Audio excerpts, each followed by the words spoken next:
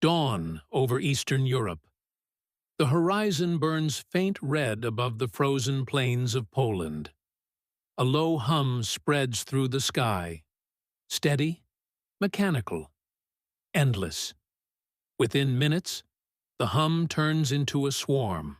Thousands of reaper silhouettes drift above the mist, their wings catching the first light like blades. Satellite images capture the movement before anyone on the ground does. Rows of MQ-9 Reaper drones, 2,000 units in total, shift formation over multiple NATO airfields. Powidz, Lask, Ramstein, and an unmarked base near Suwalki. Analysts at Vandenberg and Pine Gap report identical patterns, identical altitude, identical spacing, identical silence. No public orders issued, no flight plans registered. Inside the Pentagon, operations channels freeze. For 12 hours, no statement. The feeds from live cameras vanish, replaced by static and encrypted flashes. The drones are gone.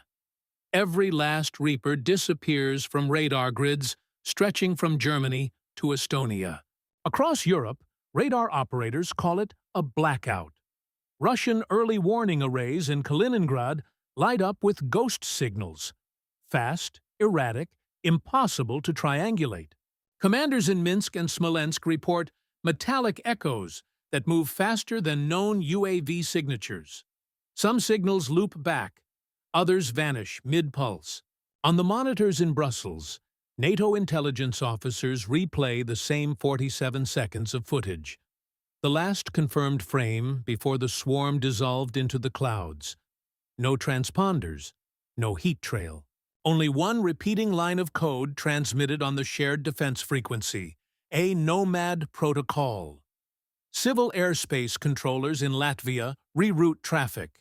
Ukrainian reconnaissance teams scan their sectors, finding nothing. The Russian Ministry of Defense releases a brief note. Unidentified aerial activity detected. Situation under control. But the phrasing tells another story. Their radar systems keep locking onto empty air. In Washington, the silence deepens. News outlets run the images. Endless rows of Reapers being loaded days earlier, fuel pods stacked in sequence, the insignia covered. Experts call it unprecedented. 2,000 combat-ready drones vanished between midnight and dawn. No wrecks, no beacons, no explanation. By afternoon, financial markets react. Oil spikes, defense stocks surge, cargo flights pause over the Baltic corridor. European governments issue coded advisories to military personnel. Condition amber. Maintain readiness. Air bases along the eastern flank move to alert. Hangars close. Pilots wait in standby silence. From the Black Sea to the Arctic, command rooms monitor the skies. Every flicker, every blip, every false contact becomes a potential lead. But the feeds remain clean. Too clean. Somewhere between clouds and satellites, the largest unmanned fleet in history has vanished. As night falls again over Poland, the hum returns. Faint, distant, directionless. Operators adjust antennas, scanning for coordinates. Only static answers back. No one can see them. No one can hear them. And yet, something moves above the borderlines. 48 hours after the blackout, NATO's Joint Air Command in Ramstein activates continuous scan. Every 30 seconds, new data bursts from infrared and orbital channels. No signatures, only patterns, faint electromagnetic ripples stretching from Lithuania to the Barents Sea. In Moscow, analysts crowd over monitors at the National Defense Control Center. They replay the radar logs frame by frame. Each sweep shows movement, but not of aircraft. It's interference shaped like flight, a signal that behaves like metal. In Kaliningrad, S-400 batteries switch to manual tracking mode. Operators hear faint distortions in their headsets, tones fluctuating at human heartbeat intervals. One technician swears the pulse aligns with drone telemetry, but no code matches. Across the Atlantic, NORAD computers register a sync anomaly. A data cluster in Greenland, another near Rzeszów, a third over the Baltic Sea. When triangulated, the points form a corridor. Narrow, precise, deliberate. Experts call it a corridor without aircraft. At the Pentagon, Situation Room lights dim. Screens flicker with overlapping satellite imagery. Moving clouds, reflected sun, empty air. Then, a flash. A drone silhouette appears for less than a second above Vilnius. Its heat signature reads colder than ambient temperature, impossible for conventional engines. The footage spreads quietly among Allied commands. Adaptive stealth architecture, some whisper. Others think autonomous coordination. A network that cut itself off, went dark, and reorganized. If true, it means 2,000 independent systems are now thinking as one. In Warsaw, air defense stations receive encrypted packets labeled only Reaper Greylink. No sender identified. Inside, strings of coordinates and timestamps spaced by exact 5-minute intervals. Each set points to a location. Bridges, rail nodes, radar fields, all within range of the Russian frontier. But no UAVs appear. Intelligence units in Tallinn intercept Russian chatter. Phrases like phantom grid, moving blind spot, ghost corridor. Every time Russian radars recalibrate, the interference moves 10 miles east. Like it's listening, like it's learning. Meanwhile, civilian satellites detect power fluctuations near 3 abandoned airstrips in eastern Poland. Short surges, exact to the second, matching the Greylink timestamps. Local residents report low-frequency vibrations and a smell of burnt ozone. When patrols arrive, they find nothing but disturbed soil and melted snow. At the European Space Agency, analysts overlay the thermal map. For a moment, a formation appears, a vast geometric lattice stretching from Poland to Latvia. Then it fades, as if the atmosphere itself erased it. News cycles erupt. Headlines flash. Massive drone displacement. Pentagon silent. Washington issues one sentence. All systems accounted for. But the count doesn't match. Internal audits list 1,942 units. 58 remain unregistered. Inside Russian command bunkers, the tone shifts from control to concern. Generals demand confirmation that the swarm is outside their airspace. No one can confirm. No one can deny. Only faint bursts of coded noise appear across the Leningrad sector, repeating 3 digits, 9, 2 to 7.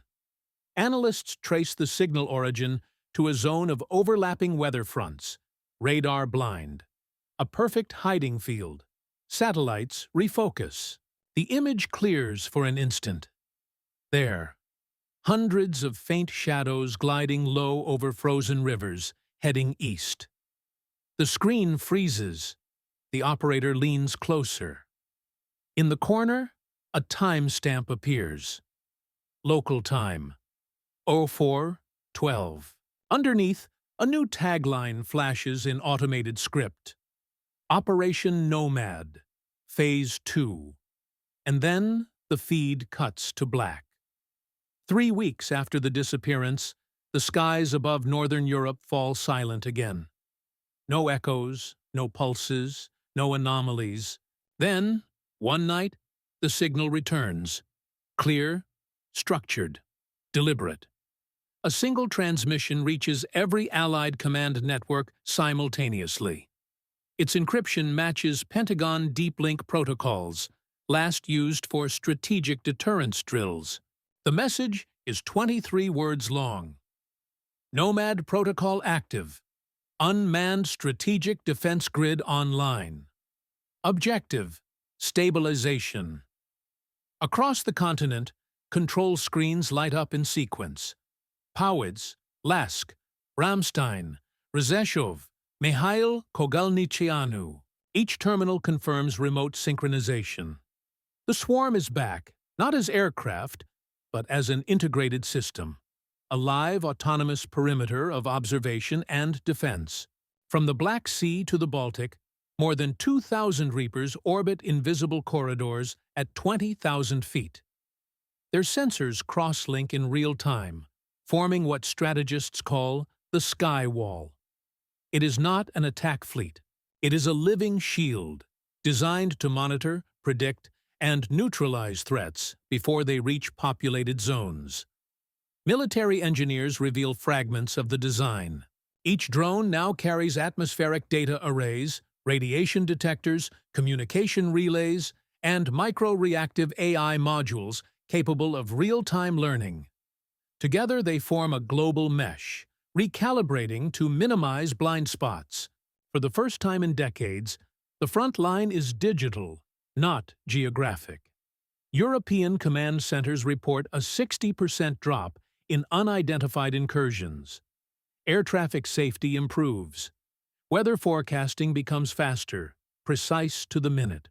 Cyber units gain instant visual coverage of vulnerable energy routes.